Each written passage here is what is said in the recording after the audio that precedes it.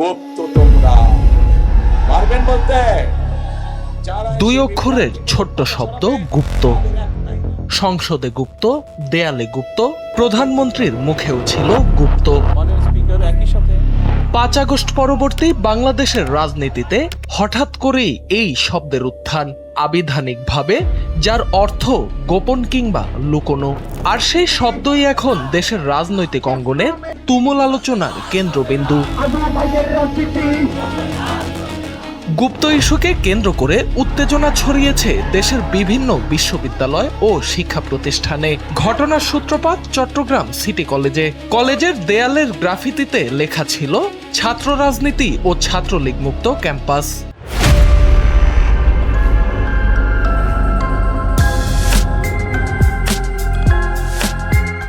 কিন্তু ছাত্র শব্দটি মুছে দিয়ে তার উপর গুপ্ত লিখে দেয় ছাত্রদল।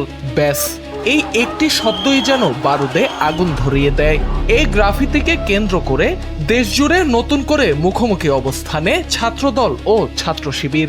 গেল মঙ্গলবার চট্টগ্রামে শুরু হওয়া সেই উত্তেজনা ছড়িয়ে পড়ে রাজধানী ঢাকা সহ দেশের বিভিন্ন প্রান্তে। এমন পরিস্থিতিতে ছাত্রদলের নেতাকর্মীদের সতর্ক থাকার নির্দেশ দিয়েছেন বিএনপি চেয়ারম্যান তারেক রহমান। এর অংশ হিসেবে দেশের বিভিন্ন বিশ্ববিদ্যালয় ও শিক্ষা প্রতিষ্ঠানে কেন্দ্রীয় নেতাদের সফরের প্রস্তুতিও নেওয়া হচ্ছে।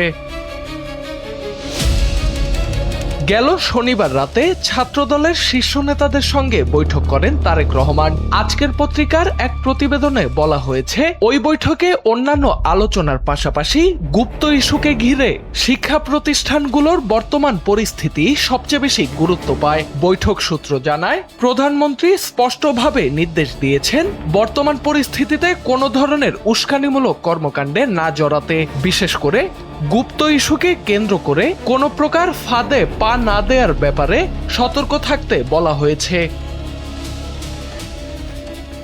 ছাত্রদলের নেতাদের উদ্দেশ্যে তারেক রহমান আরো বলেন, কেবল সংগঠনের ভেতরেই সতর্ক থাকলে চলবে না, সাধারণ শিক্ষার্থীদের কাছেও যেন ভুল বার্তা না যায় সে বিষয়েও সচেতন থাকতে হবে। এ লক্ষ্যে কার্যকর পদক্ষেপ গ্রহণের নির্দেশ দেন তিনি।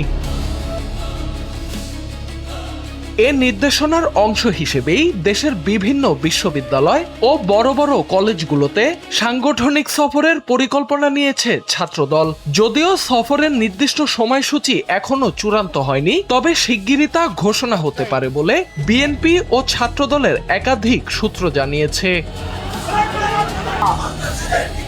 সংশ্লিষ্টরা বলছেন, এই সফরের মূল লক্ষ্য হবে বর্তমান পরিস্থিতিতে নেতাকর্মীদের করণীয় নির্ধারণ করা এবং শিক্ষার্থীদের কাছে সঠিক বার্তা পৌঁছে দেয়া। পাশাপাশি শিক্ষা প্রতিষ্ঠানে ইতিবাচক ও স্থিতিশীল পরিবেশ বজায় রাখার দিকেও গুরুত্ব দেয়া হবে। এই সফরে সেমিনার আয়োজনের পরিকল্পনাও রয়েছে, যেখানে শিক্ষার্থী বান্ধব কর্মসূচি তুলে ধরার পাশাপাশি গুপ্ত রাজনীতির নেতিবাচক দিকগুলো নিয়েও আলোচনা করা হবে।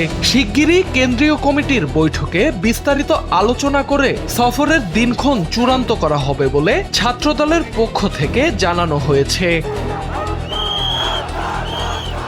সোহানাল রাজি, এনপিবি।